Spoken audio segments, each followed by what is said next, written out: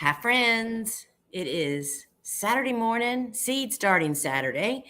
It is your host, Lisa Mason Ziegler from the Gardener's Workshop, and thank you so much for dropping in on here with me today. And you can see I got a pretty good view in the background here, and we'll talk about that in just a few minutes. So today's show, today is July 2nd, and this is the time of year that flower farmers, these people that work outside all day long, every day, just no matter what, it's just the beginning of the dog days of summer. And I'm just here to say, I have encouraging words for you. I just did 2 podcasts this morning that'll be coming out over the next 2 weeks. And I hope I made them in honor of all of you out there that are feeling discouraged and hot and tired. So check out the Field and Garden podcast on your favorite podcast app or right here on YouTube, and, coming to you, friends. All right, so this morning's show, we're going to be actually making not very many, but a few soil blocks. I actually made most of them. I just need to finish them off because we're still sowing seeds, warm season seeds right now, kind of squeaking in stuff at the very last minute. So we're going to be making a few blocks. We're going to be sowing some basil and some Mexican sunflowers, and also some ornamental gourds that we love to use in fall arrangements and fall kind of like crafts. That's the word I'm looking for, crafts.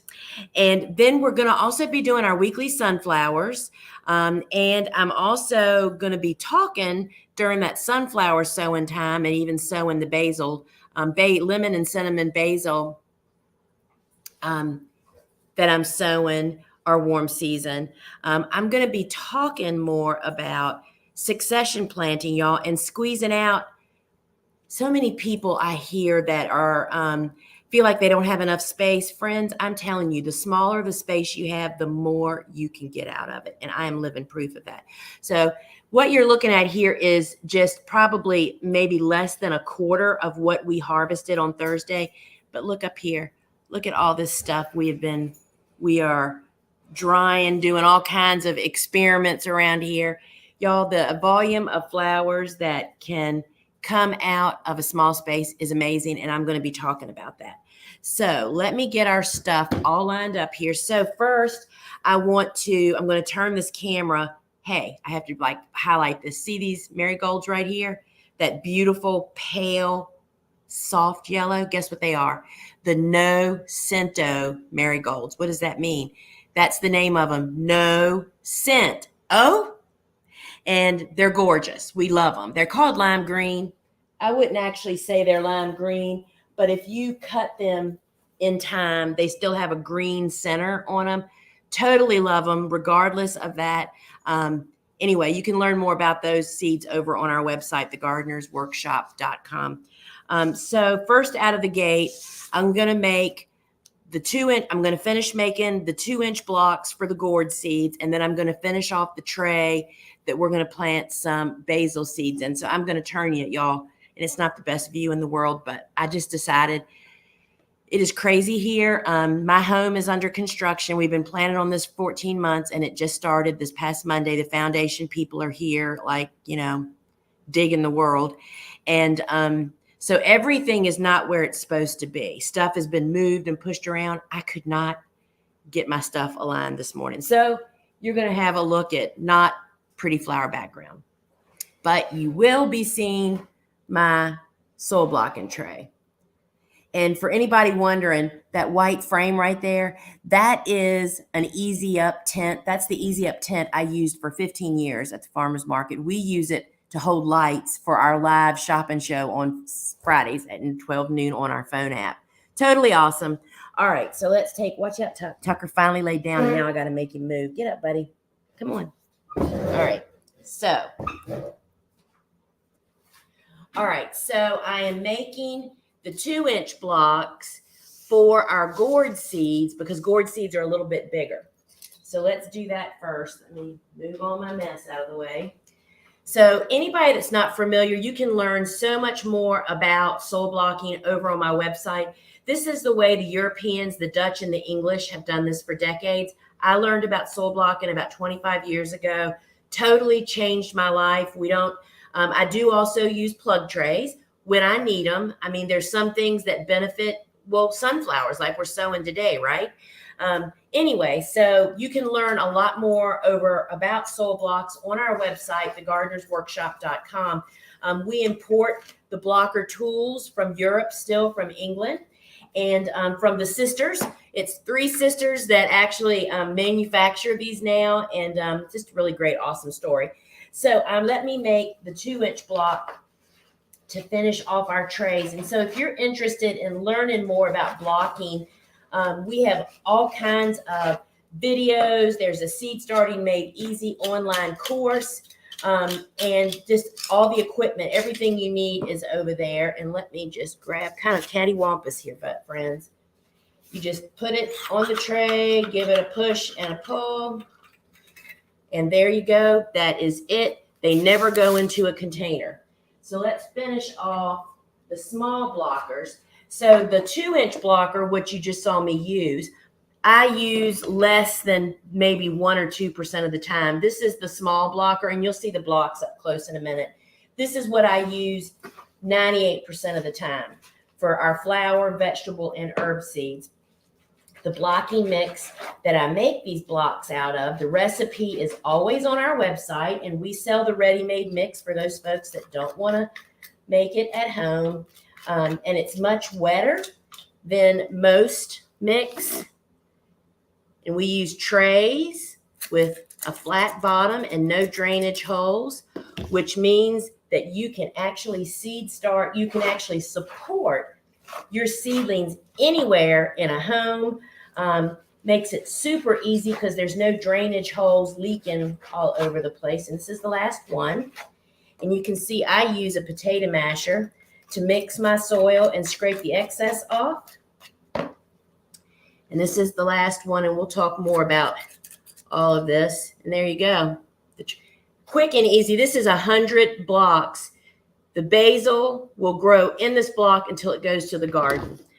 That's one of the many reasons that I soil blocked from the very beginning, was because of how space savvy. All right, y'all. Now we're going to sow seeds. Let me get back over here. Soil blocking really drew me in the beginning because most people are really surprised to learn that I have no greenhouses, no hoop houses. I have never and don't. I'm an urban flower farm in the middle of the city, and I can't really have those kind of structures. And I figured out how to do it. Soil blocking truly paved the way and allowed me to be able to become a commercial grower because of the volume. I could actually grow indoors with grow lights and soil blocking, and it really works really, really well. And so, friends, I see more people are joining us. Welcome aboard. And you know what helps me the most is for you to like and subscribe to my YouTube channel if you're watching on YouTube. And if you're on Facebook, please like and share this broadcast. That helps those platforms show our show to more people. And I really would love to be able to even create more content for you guys. And that's what kind of drives that. All right.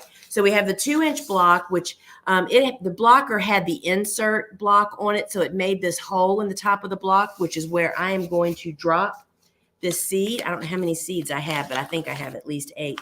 You'll find these on our website. They're called spinning, like spinning a top. They're these little teeny precious, they're like birdhouse gourds, but they're only this big.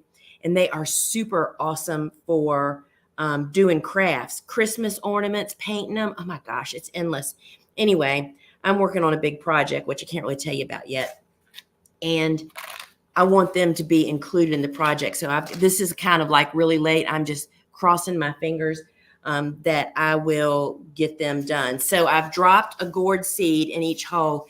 And this is kind of like not really high tech, y'all, but I'm just going to get a little bit of soil and I'm just going to knock a little glob in to each one to cover that and just pat it in. That's all you do. That's way too much. Let's share some of that. I'm sure if I did, The point of why I only use this large block so little is because if you think about it, on this same tray that these 8 blocks are on, you can fit 40 of the small blocks. So you could start 8 plants in this, or if the seed will fit into the small blocker, you could fit 40 in this same footprint. That is what drove me, not to mention that the 2-inch blocker takes more blocking mix. But when you need this block, you need it. So I use it, I just don't use it very much. So there, that's it. They're planted. Now these will go in like all seeds do onto our seedling heat mat. Now this is, we're going to do our lemon basil first. Let me get some in my little, and so I use this little aluminum seed pan. Can y'all see that? And the reason we use that is because it has no static electricity. And if you've ever used a little plastic dish, like a little soft butter dish, you just don't realize how much you've been chasing the seed. So I've just put a few seeds in there so I can scatter them. And I just moisten the end of my toothpick with saliva. And I am literally just touching the toothpick to the seed. And basil is really pretty easy. It's one of those seeds. It doesn't care if you cover it or don't cover it. And basil actually has some kind of coating on it. And by the time I'm finished this, you'll see the coating kind of swell up. You'll be able to see where it is. And super quick at doing this. I mean, if you aren't on, a live stream talking to people, this goes really fast. It is much more efficient, particularly when you consider that these are never transplanted up. They don't have to be thinned. This little container made up of this little teeny block is what gets planted in the garden. It's all about timing, providing the proper conditions to grow them in. We use grow lights. These blocks will go on to the seedling heat mat.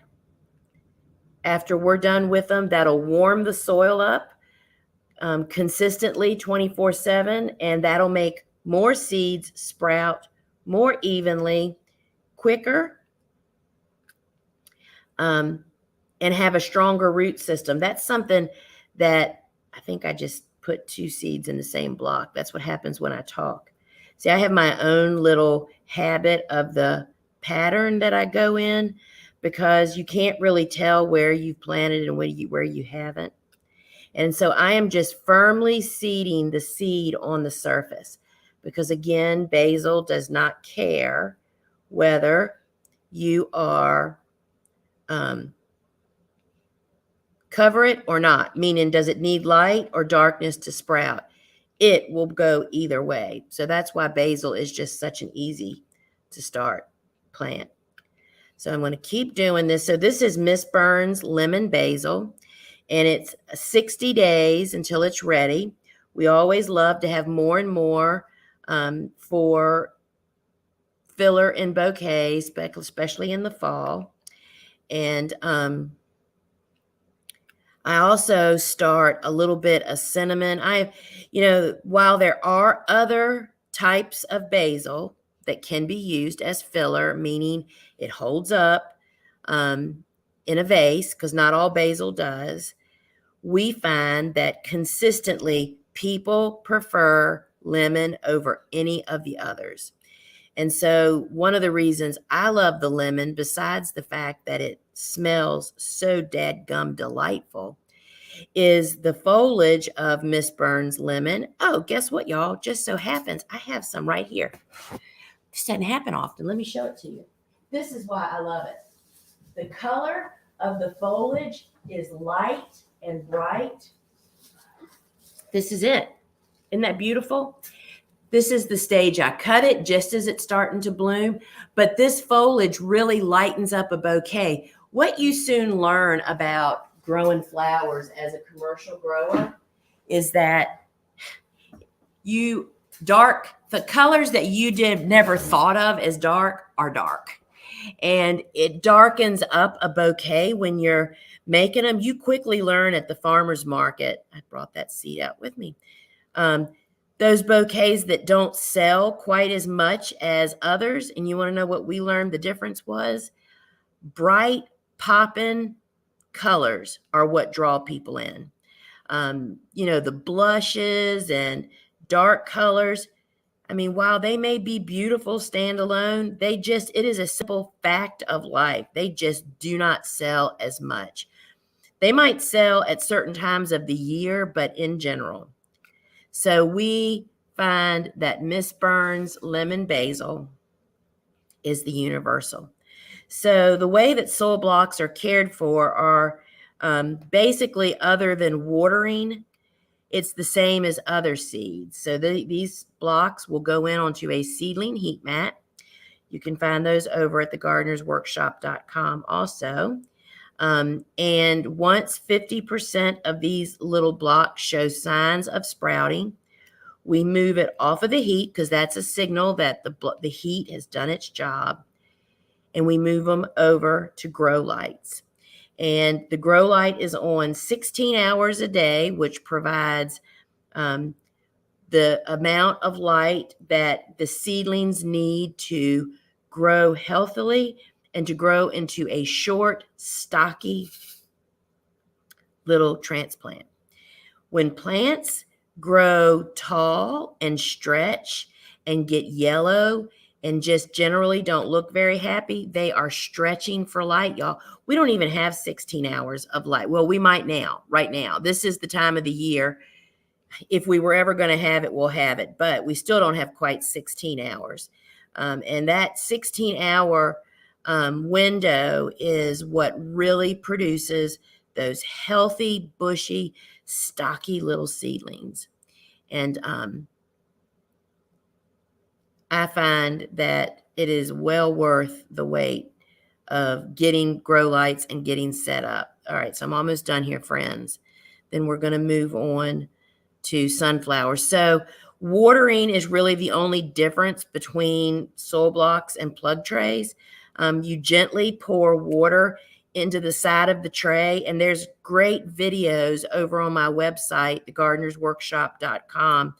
Go to the resources, go to the video guide, to the how-tos, and there's lots of soil blocking. And one of them is me in my grow room showing you how I water. And during our high production years, friends, we produced 100,000 seedlings a year using this method without a greenhouse or a hoop house. All right, let's put these back. All right, so there is the lemon basil. And you know what I didn't do? I did not label either one of these trays. We have to do that. So I'm back to using masking tape, and I just had this 2-inch. So we scored the inside. So we're going to mark, what is today? July 2nd. You think I would know this. And this is spinning. That's all I need to write. We don't grow anything else with that variety name, so we know it's gourds. The spinning gourds, oh my gosh, you know what Bobo's she is a flower arranger. She works, freelances for a flower a big event person. And the first thing when she saw that little, and it's a green variegate, it looks like a zebra tomato. It's got those stripes. The first thing she said when she saw that was, how cute would that be to cut a slit and cut the bottom flat and use it for place cards holder? How would that be for fall? A fall Thanksgiving? Oh my gosh. There is just so much you can do. So this is, again, July 2nd, lemon basil. I was going to do cinnamon, but I want to get our sunflowers done. And if we have time, I'll come back and do that. I'll do another tray. All right, so this is lemon basil. And so we use masking tape, and we use our garden marker. You can find this at thegardenersworkshop.com. It's made to withstand moisture and UV rays. We find that masking tape sticks to plug trays, these plastic trays. You can find these trays also over at thegardenersworkshop.com. These are made in England, and we went 5 months without them, and we just got a huge shipment. I mean, literally, we buy them from England, and they come over in a container. It takes like 2 months for them to get here, and we bought a boatload. So we're ready for cool flower fall seed starting. All right, so those are done. Now, let's talk sunflowers. Oh, I have an extra sunflower, but it's not really a sunflower. We're going to be starting Mexican sunflowers, which in reality is not a big commercial cut that I do, but in a home cutting garden on a very limited basis. And for a garden plant, they are totally awesome. And again, they are included in this big special project that I can't really talk about yet. And I need a bunch of them. So we've already got some going. This is, you know what, friends, let me tell you about doing projects. No matter what you're doing, if you're doing a new online course or doing a magazine article or doing a book project, you always have to have backup for the backup. And that's something that flower farmers are excellent at, because that's what succession planting is all about, which is a great lead in to talking about succession planting. First, let me grab this tray. So Mexican sunflowers, I wasn't really sure whether we've done them both ways. We've done them in soil blocks and we've done them in plug trays. And frankly, I didn't have time to make enough soil blocks. I think they would need a 2-inch and I just didn't have time. So we're going to do it in plug trays. And then we're going to see how it goes. So Mexican sunflowers are absolutely beautiful. You will not find them on our website yet. They will be an add-on probably this fall or maybe in the spring when it's time, or over the winter. And they look very much, just the seed looks very much like I'll show you, a zinnia is exactly what it looks like. It looks like a little Indian arrowhead, right? So I'm not sure how I'm going to plant these because I haven't done it before. Bobo planted them last time, and I haven't started them for years. It says light aids in germination. So I think I am just going to drop one on the surface of each cell, and I'm going to do it just like we do our regular. I didn't do a very good job of wiping off this excess soil. I'm going to plant these just like we do sunflowers. I'm not going to push them as deep, but I am going to make sure that they are firmly seated on the surface. You know, seeds have to make some kind of contact, right, to get a good little root system going. And so let me just tell you a little bit about Mexican sunflowers. As much as I know, it grows huge, like a branching sunflower, regular sunflower. They grow like 10, 12 feet tall. They branch. We learned that we should pinch them. I grew these when I was writing Vegetables Love Flowers several years ago. We planted a bunch of these in the garden. And I definitely wished I had pinched them just like I pinch branching sunflowers, which I do not grow branching sunflowers for commercial production at all. And y'all put questions in the comments. I will come back to that when we're done here. So let's do a little succession talking, right? So most people just don't get the point of succession planting is kind of like an insurance policy. It is like ramping up if you're a flower farmer, I mean, it ramps up your volume.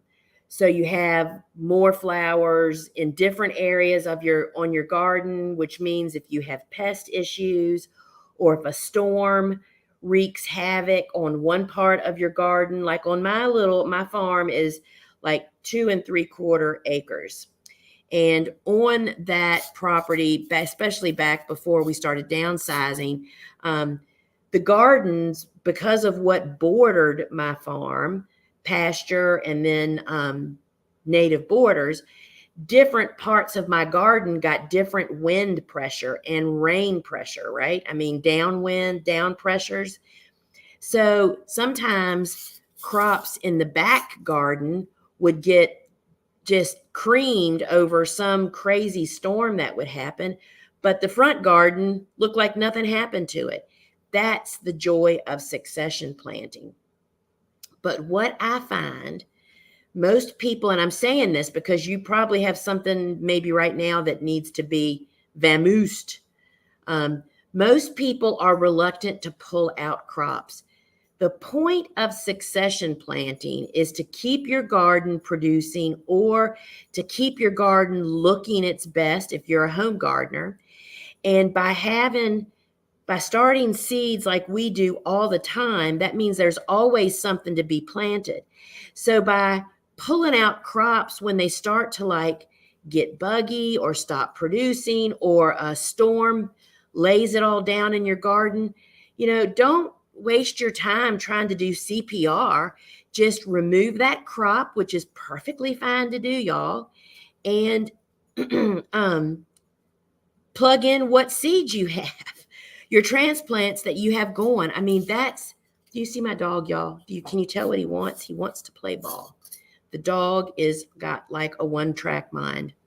And by the way, he's already gone for a walk, and we have played ball this morning, along with the construction workers that are here working on my foundation have even thrown the ball for him. So what I want to say to folks is you don't have to wait till a crop is like dead and gone and full of weeds to pull it out. The point is to pull it out before that all happens. I mean, really. And I'm giving you the A-OK to do that. You don't have to, but that's how succession planting works. You're always starting seeds. You're always pulling out something that's like had its heyday. As soon as the party is over, pop that out, put it into your compost heap, and plug in what you got new coming along. That's a great way to change up your colors as the seasons change. And I find that's what people are most resistant to. All right, y'all, that's all of them. Let's put them back. All right, so now I am just going to gently, I'm not going to push these deep like I do our regular sunflowers. And we'll see how this goes. So this is, the name of this seed is, it doesn't even have a variety name on it, because I will tell you, I'm good to see that, because when I did that trial run for Vegetables Love Flowers, there were two varieties. And frankly, we just didn't see a difference in it. So maybe they've narrowed it down. I don't know. Anyway, these are Mexican sunflowers. This dog is now in my lap. He keeps handing me this ball, y'all. Rascal. We just love him to pieces, but he can certainly pluck your last nerve with that ball.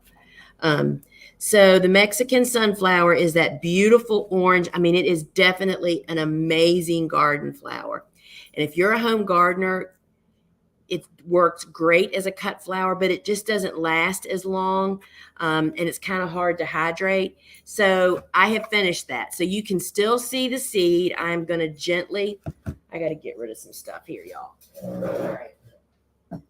Let me just move stuff right out of the way. Tucker will probably bring you the ball. I hear equipment outside, so they must have fired up the backhoe. I have a mountain of dirt outside, y'all, that you can't see it out that window. It's as tall as that window is. All right. Now, for our regular sunflowers. So the succession planting challenge is not to think about it. It's pulling out your crops that aren't performing. Every crop has its height, and then it starts to peter. And when it starts to peter, you stop visiting it. The weeds grow up in it. It becomes a mess quickly. You just have to maybe put that on. I'm a very structured person. That's how I do all the things that I do. Maybe if you say the 15th of every month, I am going to start seeds. And then on the 30th, if you're soil blocking, they might be ready. On the 30th, you're going to visit your garden and pull out something to get ready for what is growing inside. You know, you've got to figure it out for yourself. We are constantly pulling, because people wear me out asking, well, how do you rotate? Well, it's like, if you are truly succession planting, that means you are mowing beds, pulling this dog in this ball. You're crazy, boy. You're constantly pulling and pushing, pulling and planting, pulling and whatever you want to call it. And so I find I got to make name tag for this, y'all. For these sunflowers, we're starting this week, and I'll talk more about this in just a minute. Bouquet mix. That is a mix that we make custom in-house of our sunflowers. Our Pro Cuts has 4 of the oranges, and they all have different characteristics that you want for your flowers. And I'll tell you about them in a minute. So lots of noises outside that are freaking my dog out. Now he's going to run upstairs. So succession planting, to be a true, if you want to be a part of this clique, this special group of people, you have to be strong and pull crops out and put new ones in. I mean, our goal is to get 2 crops at least out of every space in our garden. And so this is July 2nd still. And this is Bouquet mix. It worries me to know that that's my husband's backhoe that's out there. It's here for the construction. But my husband's not here right now. He was helping him yesterday. But my brother, who is also kind of a backhoe operator from years ago, I think is the one on it. And let's just hope he remembers everything all right. You know, as a person that drives a tractor, and I've hit things, I hit our building the other day, just bumped the corner of the doorway. And as Steve said, it's nothing, but still I hit it. It's easy to happen. If you've never driven big equipment, it's just so easy to bump stuff, y'all. All right. So y'all be sure and put your messages on there. I see people are talking about succession planting. What did I do with here? Y'all, I'm losing my mind. So I am hot and tired, just like everybody else is. We have so much going on here, so much wonderful. So here's the saying of the day. The overwhelm that we're feeling is the answer to what we've been asking for, the answer to your prayers, the answer to whatever you ask. And so it is all, this dog is putting this ball back in my lap. So I am just trying not to bellyache about it, but I'm just tired.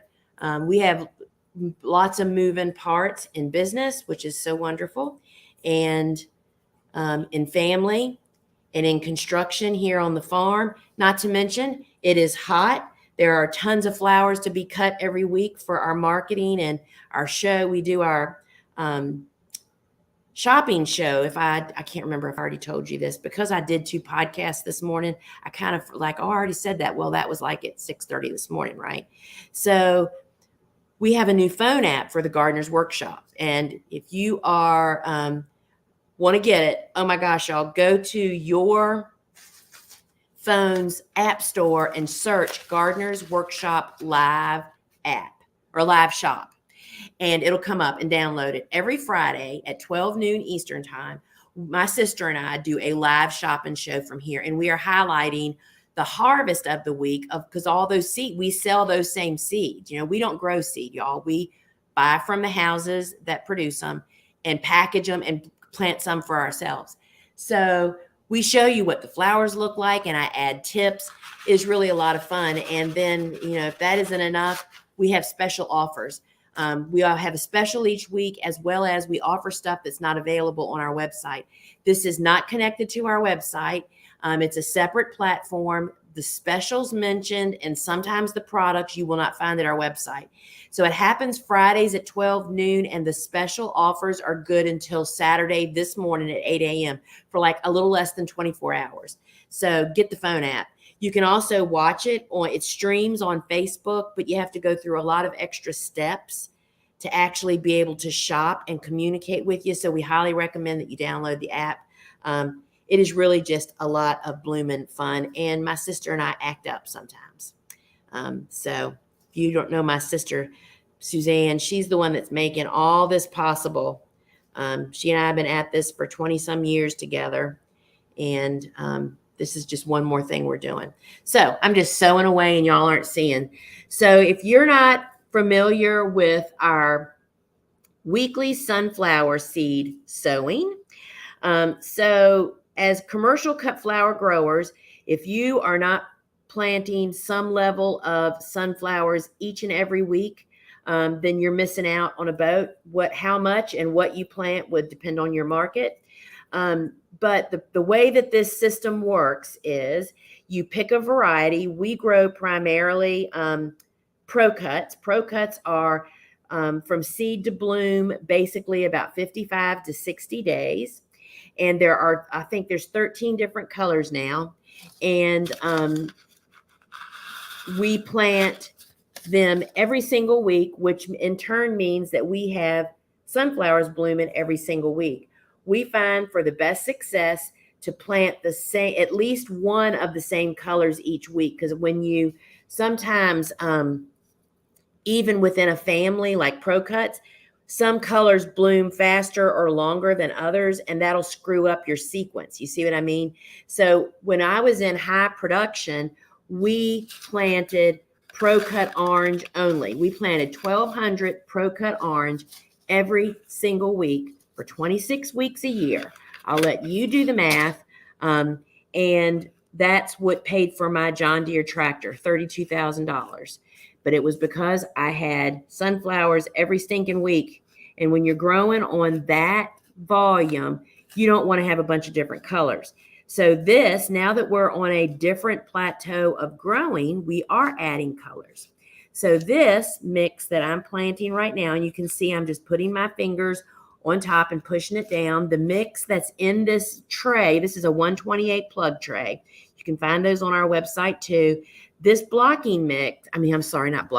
seed starting mix is simply just any potting soil mixed 50-50 with finished compost. You do not need to have special seed starting soil or blocking mix, both of which are more costly or more labor intensive to make. And then I am just pushing the seeds down into the cell. What'll happen next is I will take this into my grow room. I will put it on the floor. I will use a watering can with a sprinkler head on it and water this in well. I will pop this sunflower tray up onto my seedling heat mat, just like any other seed. That makes the seeds, no matter the seed, germinate quicker, more evenly, and more importantly, to really get started with a strong root system.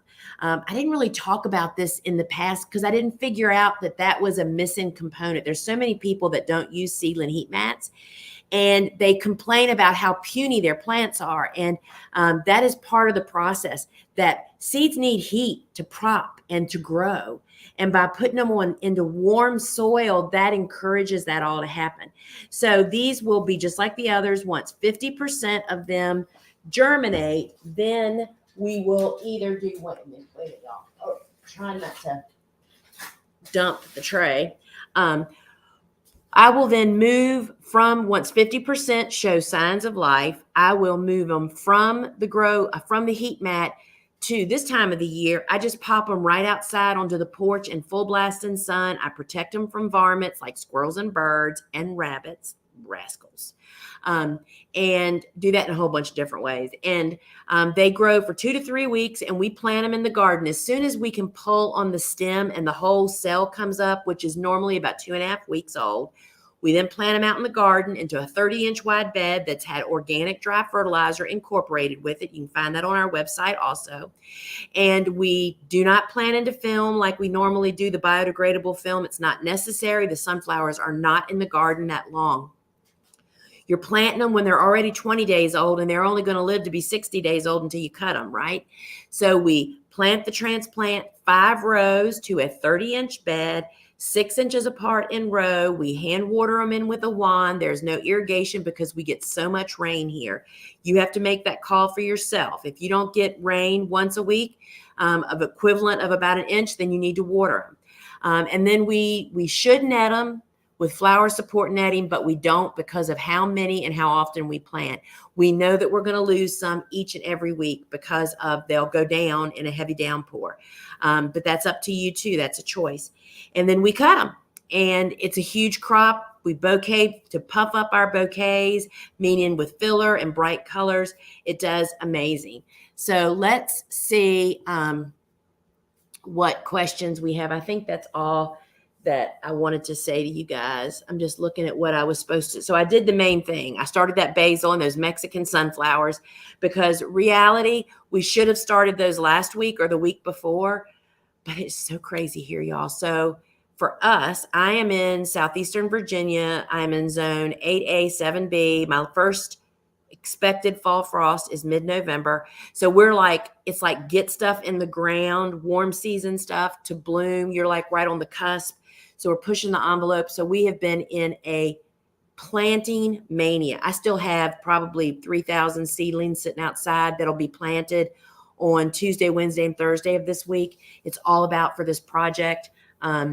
And so seed starting has not been, Bobo has not been seed starting. That's why you and I, thank you so much for being here every Saturday, because if I was just home on Saturday morning, I can tell you I would not be out here starting these seeds because I don't typically work on Saturdays. So thank you for that. All right. So let me, I'm going to pull this a little closer to me. I have so much dirt in front of me, y'all, and all over my computer. So funny at the shopping show, the problem I have is dripping water. We have 4 devices and a computer going during the shopping show to do all the things that has to happen. And I bring the flowers up, and show them really close. Constantly, Suzanne's freaking out trying to cover my laptop so I don't drip water anyway. All right, let's see what y'all got. So I'm going back to look at the questions.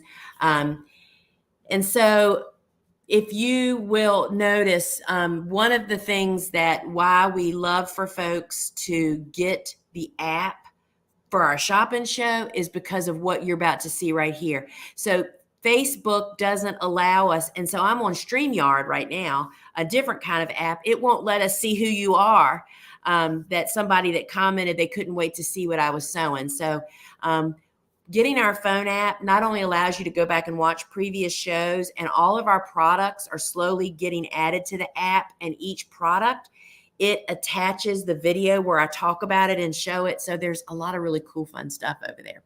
All right. So, and if you're wondering what this is all about, Amanda has posted 4 sunflower emojis.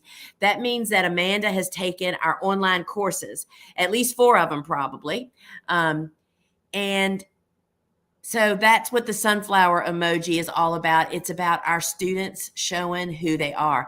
So can you still sew them now? I'm not sure what you're asking because I don't know when you actually asked that. However, the way you figure out, can you still start something? You need to know the days from seed to bloom. You need to consider the days are getting shorter, and you need to know when your first expected frost is. And is there time? You need to have about a month at least leeway between when they're going to start blooming and when your first frost is. Doesn't always work out that simply, but that's the place to actually start.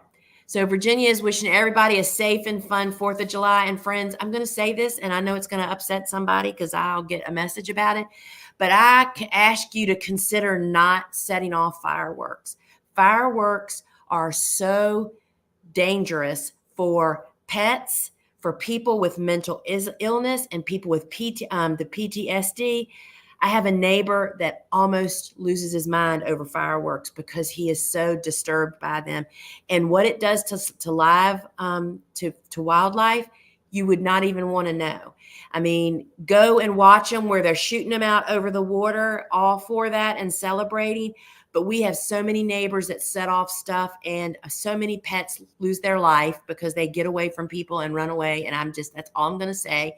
It's like, do something to celebrate different than lighting off fireworks, which are really dangerous too. Go talk to an ER doctor about that part. But for wildlife, for your neighbors, people with mentally ill children and adults, it's just horrible. And people don't think about that. So I hate to rain on somebody's parade, but I got the platform, and I just I've already seen, we had fireworks here last night. Our neighbors are already setting them off. So, good morning, everybody. Good morning. So, Nicole, it's a hot one today in PA. How are your carnations looking? I overwintered them for the first time here in 7B, and they look beautiful, smell great too. So funny you should ask that. I stopped. They were so prolific. So she's asking about, it's a cool season hardy annual. It's a new cool flower.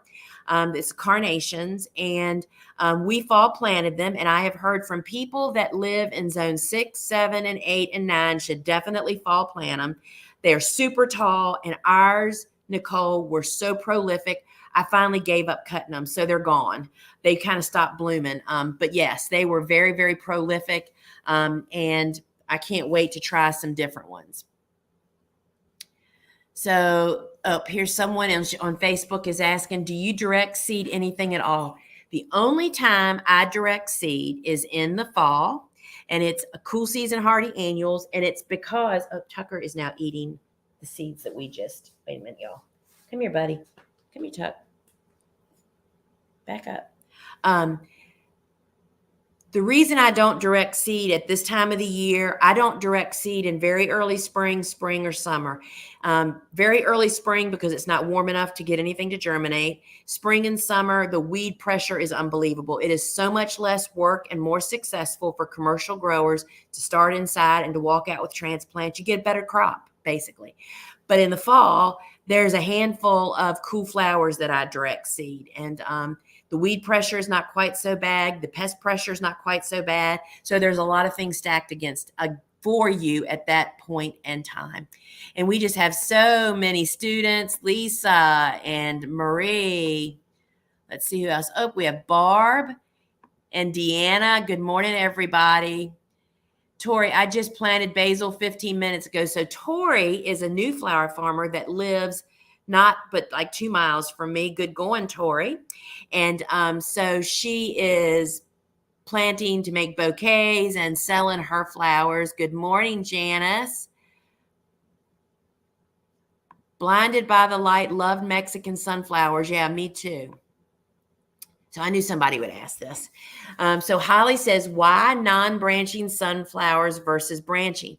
Now, this is strictly as a commercial cut flower grower. For home gardeners, branching sunflowers are delightful, but branching sunflowers do not last as long in the vase. They prematurely drop their petals. Their necks are historically much softer and bendy than single stem.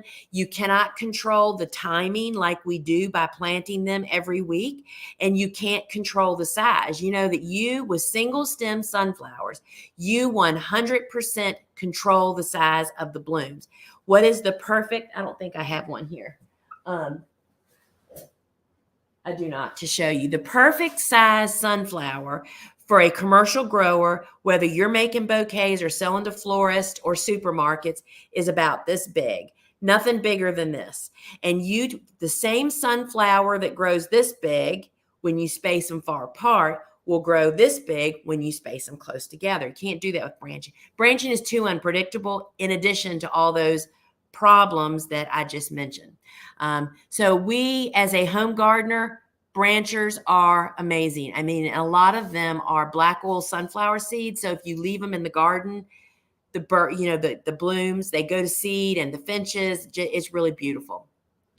So Susie Q asks, is it too early for me to start Bells of Ireland inside under grow lights to put in the hoop house for late August? Same question for snapdragons. So Susie Q, it doesn't really depend on your zone. It depends on your frost date. And first off, we have the best luck direct seeding Bells of Ireland.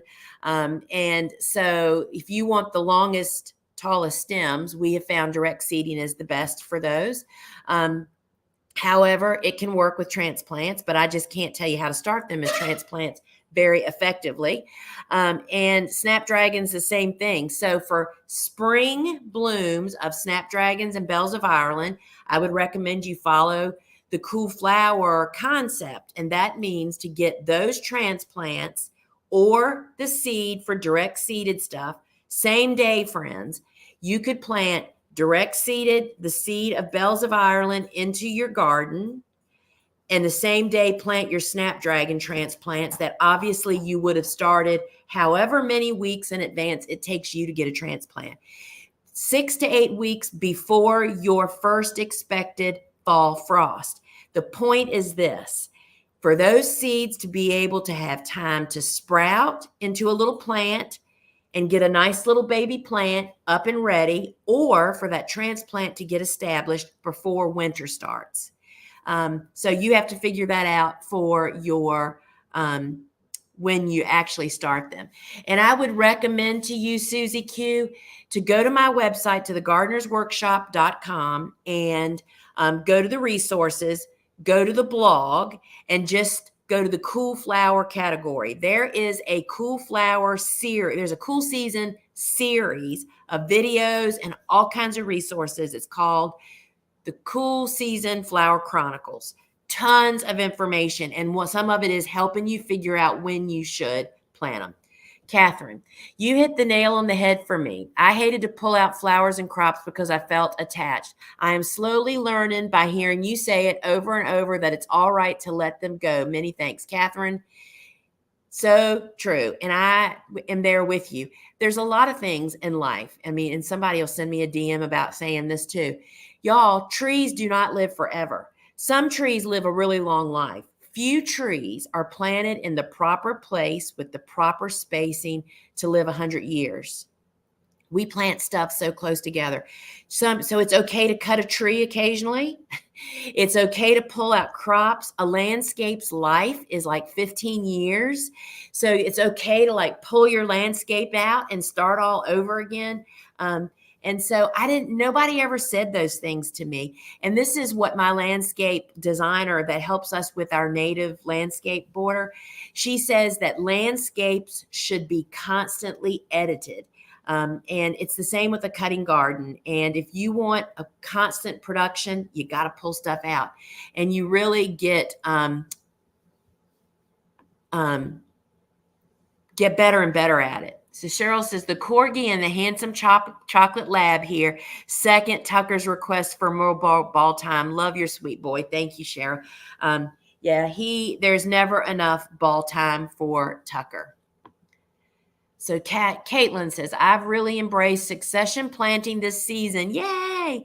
I don't even know where the things I start will go, but I know that something will be tired, buggy, and diseased, and I'll have something ready to pop in.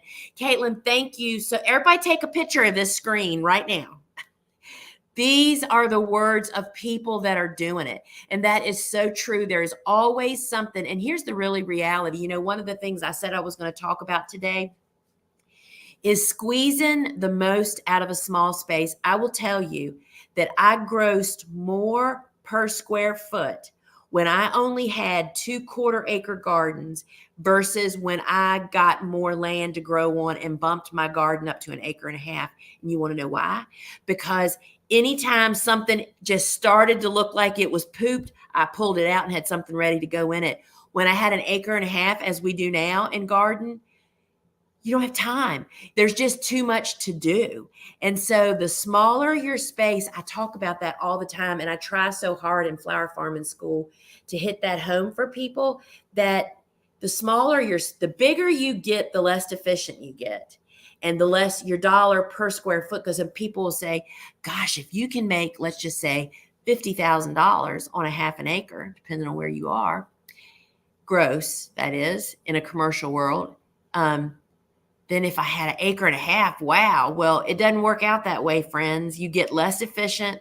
You have less time. You have more expenses. You have to hire help. So I'm giving everybody time to take a picture of this screen, what Caitlin said, that you always have something that is tired, buggy, diseased. And that's just a really great. So thank you for those words of wisdom. Oh, wait a minute. I just went way too far.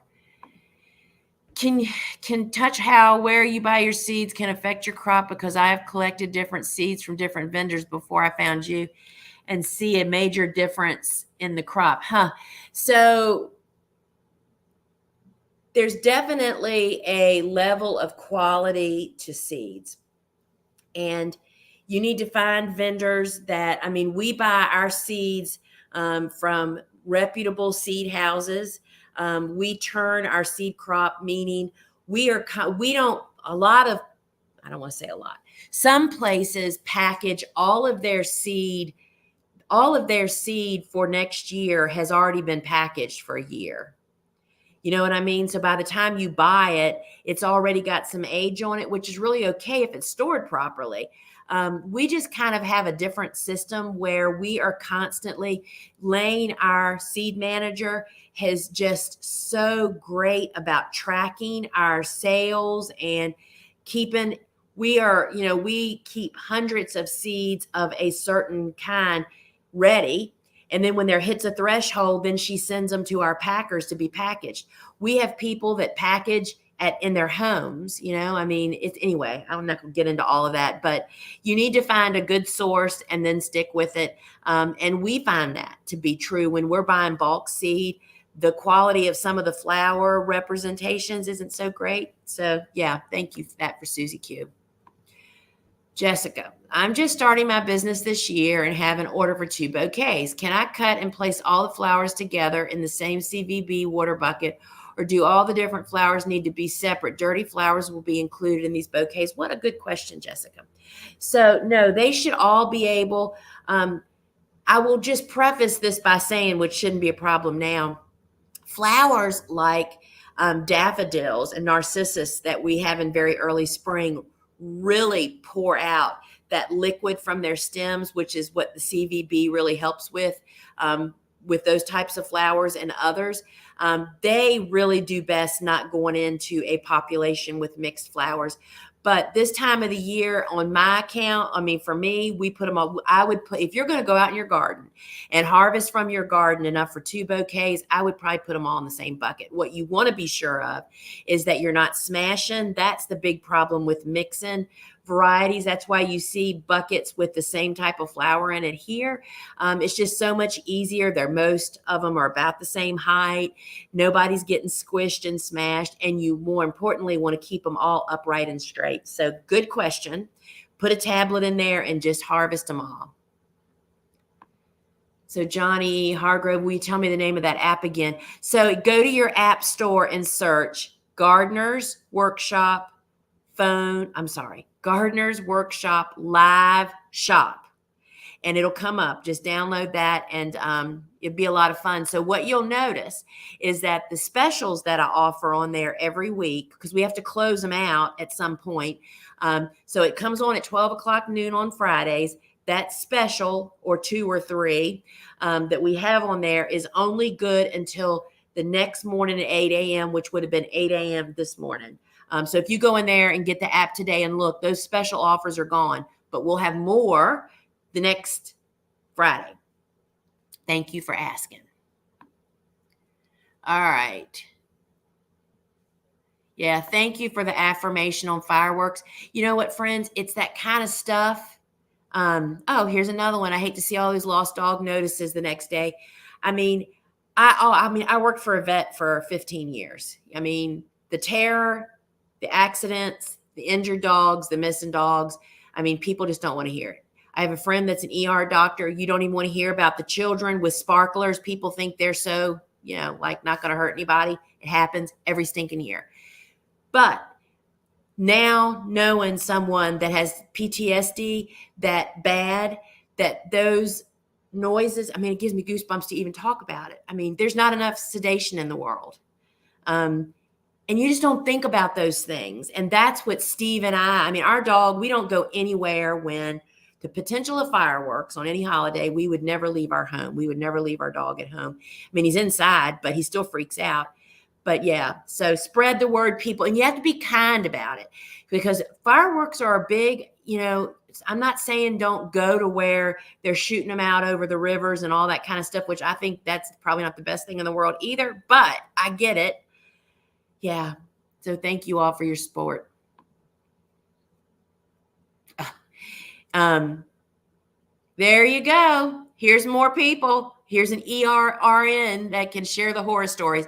It's like your life gets changed when you go to work at a vet hospital, a hospital, or whatever, firemen. You see things that, and even as simple as the plumber, they see things that people should not even have to know about. But it's happening. Here we go. Let's get back to farming, y'all. All right. So I'm glad I brought that up. But what I just want to say is that you educate people, you catch more flies with honey than you do vinegar. So you have to just share your heartbreak about it, not how they shouldn't do it. Anyway, do you ever grow the old-fashioned Rudbeckia Goldstrom for bouquets? No, I don't. That's one of the perennial Rudbeckias, and it's much smaller, just kind of, I probably have cut it in a desperate moment because it grows in our native border, but we grow much bigger. I grow probably 7 or 8 different Rudbeckias, some of which, can you see them over there? Can't see them, that we grow as they're hardy annuals, and you'll find them all on our website if you want to know which one. All right, coming to the end here, y'all. It's after 12.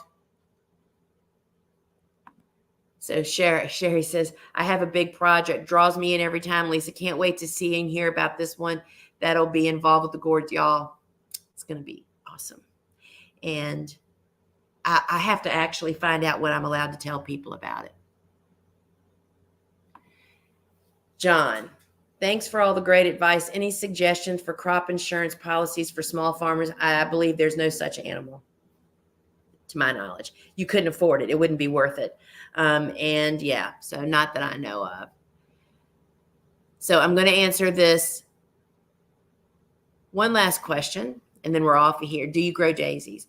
So I'm assuming you mean Shasta daisies. And no, Shasta daisies, just like gladiolas, for me here in southeastern Virginia, this may not be true where you are, is a magnet for thrips, a flower grower's biggest enemy for a pest. And so when I had Shasta daisies growing on my farm and or gladiolas, I could never get a grip on the thrip population. So Shasta daisies, while I love the way they look, white with that sweet little yellow center, it is because it is a perennial, just like gladiolas, some will winter over for us anyway. They just harbor there. And so no, that's the only reason why. And so I will just finish up with this one last thing we can look at. Fireworks are hard for people with asthma like me. Y'all, it's just doing anything that affects so many other people, right? Just really makes for craziness. So friends, I'm going to wrap it up. Check out our phone app. Search your phone app store, Gardener's Workshop Live Shop. Happens Fridays at 12 o'clock. And we've only been doing it now. I think there's 6 weeks, and I'm getting better and better each week. It's a lot of work, but we love it. And we are figuring out that people really needed help knowing when to plant seeds. We haven't started interacting yet. That's coming. We're getting our setup so that I can see the comments. So if people actually ask me questions about the flower that I'm showing or talking about, so that's coming. You'll have to just ride with us. And it's really a lot of fun, and we are loving doing it. And we appreciate y'all's support. And if you aren't signed up for our weekly farm news, which is really just like a front page, it has all the headliners. It announces things like we just launched a brand new online demand course, meaning you can buy it anytime, Preparing to Sell to Florist with Ellen Frost, which we are having tons of great feedback on. It's $50, y'all. If you're a commercial grower and you're worried about selling to florist, or you're selling to florist, you want to ramp your game up, who to learn from than a florist that is bought only from local farmers for 15 years. It's a great course. Check it out. That's the kind of stuff, we highlight them and all that on our newsletter. So sign up over at thegardenersworkshop.com. And friends, it's 4th of July weekend. Have a lot of safe fun for you and your neighbors and everybody else, and help the poor ER people and the emergency vet by, preserving us. And I think I already told you, these are the No Cento marigolds right here. I am so thrilled. Can you just tell the difference? So look at this, y'all. Those are up there those are marigolds in the front. That's blue hydrangea, yellow marigolds, orange marigolds, and gold marigolds. Then look at the color of these marigolds. Totally different color of yellow. Totally worth it. I will tell you, and we tell you right on our website, they have poor germination, so we double pack, meaning if the packet's supposed to have 50 seeds, it would have 100. And I can concur that the germination sucks, but it's worth it. All right, folks, I got so much to go do. I'm feeding a bunch of people tomorrow. So friends, have a happy and safe July. Check out the phone app, subscribe to my channel, and check me out I put a lot of cool reels over on Instagram. So follow me over there too if you want. Till we meet again, friends. Ciao. Happy 4th of July.